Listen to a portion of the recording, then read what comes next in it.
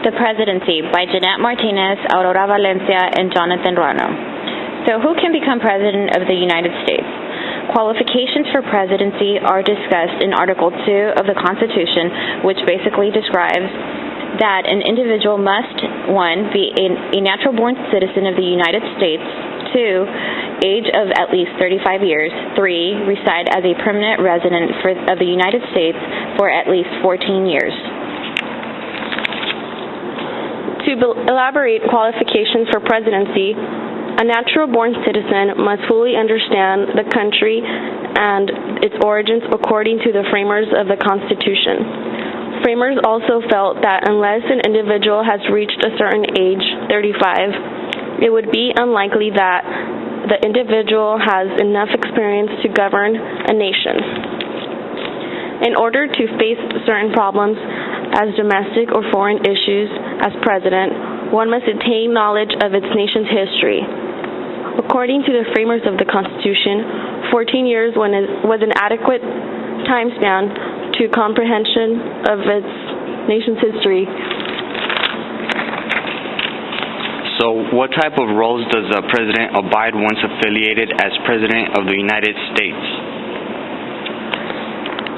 The roles of the president are Chief Executive, Commander-in-Chief, Chief of State, Chief Diplomat, Chief Legislator, and Political Party Leader. An example of Chief Executive would be can appoint with Senate approval and remove high-ranking officers of the federal government. Example for Commander-in-Chief can commit troops for up to 90 days in response to a military threat, war powers resolution. Example for Chief of State, decorates war heroes. Example for Chief Diplomat, can negotiate and sign treaties with other nations with Senate approval. Example for Chief Legislator, proposes legislative program to Congress in traditional State of the Union address. Example for Political Party leader, chooses a Vice President.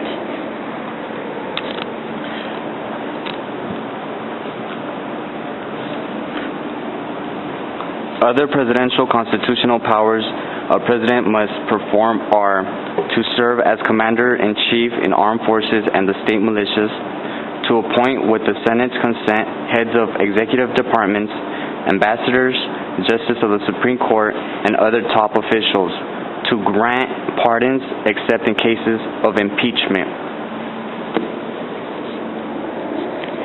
Also, to make treaties with the advice and consent of the Senate, to deliver the annual State of the Union address to Congress and to send other messages to Congress from time to time, to call either House or both houses of Congress into special sessions. To receive ambassadors and other representatives from foreign countries, to commission all officers of the United States, and to ensure that the laws passed by Congress be faithfully executed. We hope this audio presentation was enjoyable and informative.